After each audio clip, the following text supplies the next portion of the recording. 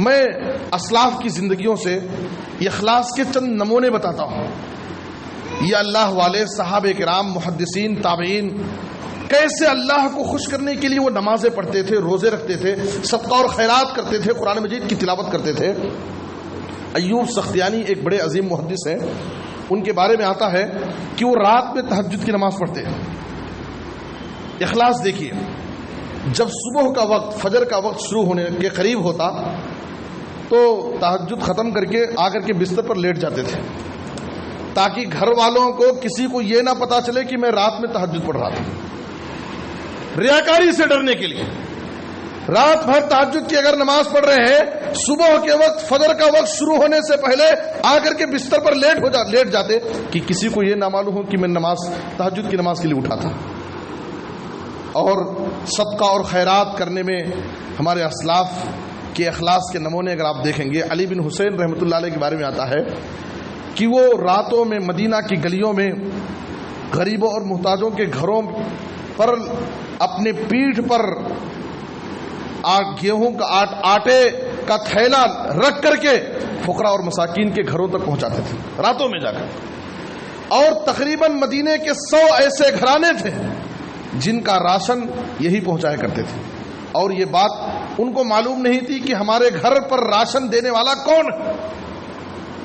جب علی بن حسین رحمۃ اللہ علیہ کا انتقال ہوا اور راشن آنا بند ہو گیا تو ان کو معلوم ہوا کہ یہی وہ شخص تھا جو ہمارے گھروں تک راتوں میں آ کر کے راشن پہنچا کر جایا کرتا تھا.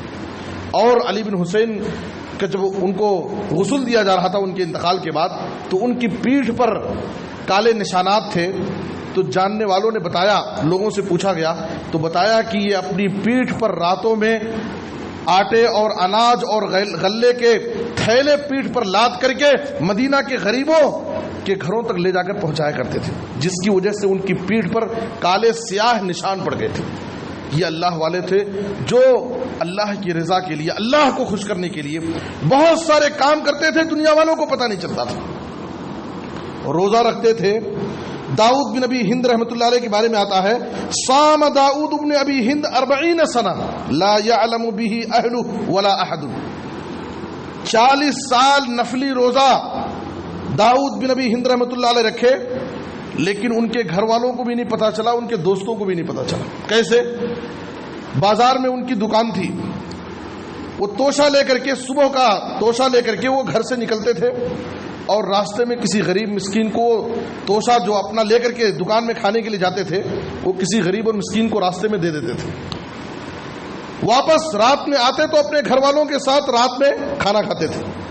گھر والے یہ سمجھتے تھے کہ شاید یہ دن میں بازار میں کھانا کھا لیتے ہیں، رات کا دن کا کھانا، اور بازار والے یہ سمجھتے تھے کہ شاید یہ رات میں کھا لیتے ہیں، لیکن وہ نفل روزہ رکھتے تھے اور جو توشہ لے جاتے تھے وہ راستے میں کسی غریب اور مسکین کو دے دیتے تھے. اس طریقے سے وہ روزہ رکھتے تھے اللہ کے لیے اور کسی کو نہیں معلوم ہونے دیتے تھے. ایوب سختیانی جو ایک بڑے محدث ہیں، ان کے بارے میں آتا ہے کہ اگر کسی دینی مجلس میں بیٹھے رہتے، واعظ و نصیحت سنتے اور نصیحت کا ان کے دل پر اثر ہوتا اور ان کے آنکھوں سے اگر آنسو جاری ہو جاتے تو کسی کو کوئی دیکھنے نہ پائے کہ ان کی آنکھوں سے آنسو گر رہے ہیں، مجلس سے اٹھ کر چلے جاتے تھے بہانہ بنا کر کے، تاکہ کوئی یہ نہ سمجھ کر کے نصیحت سن کر کے وہ رو رہے ہیں. آج تو کچھ لوگ روئے نہیں تو بھی مکاری کر کے روتے ہیں. نصیحت سن کر کے اگر ان کی آنکھوں سے آنسو جاری ہو جاتا تو کسی بہانے سے وہ مجلس سے اٹھ کر چلے جاتے، کسی کی نظر نہ پڑے کہ میں مجلس میں بیٹھ کر کے میں رو رہا تھا.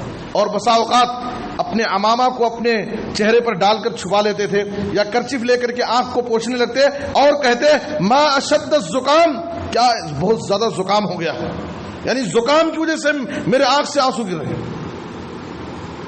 اس طریقے سے اسلاف اپنی زندگیوں میں، اپنے اعمال میں اخلاص پیدا کرتے تھے. اور ربیع بن خیثم رحمۃ اللہ علیہ کے بارے میں آتا ہے کہ وہ قرآن مجید کی تلاوت کرتے، اگر کوئی ان کی مجلس میں، ان کے گھر میں آتا ان سے ملاقات کرنے کے لیے تو چادر سے یا کسی چیز سے قرآن مجید کو چھپا کر رکھ دیتے تاکہ آنے والے کو یہ نہ پتہ چلے کہ میں قرآن مجید کی تلاوت کر رہا تھا، قرآن پڑھ رہا تھا. تو میرے بزرگوں اور دوستوں، یہ اسلاف کی زندگیوں سے میں نے چند نمونے پیش کیے ہیں کہ کیسے کیسے وہ اللہ کو راضی کرنے کے، اللہ کو خوش کرنے کے لیے اپنے عمل میں اخلاص پیدا کرتے تھے. اس لیے ہم اپنی زندگی میں جو بھی عمل کرتے ہیں ہم خالص اللہ کو خوش کرنے کے لیے کریں، اس لیے کہ جب تک ہمارے عمل میں اخلاص نہیں ہوگا ہمارا عمل اللہ کے پاس قبول نہیں ہوگا۔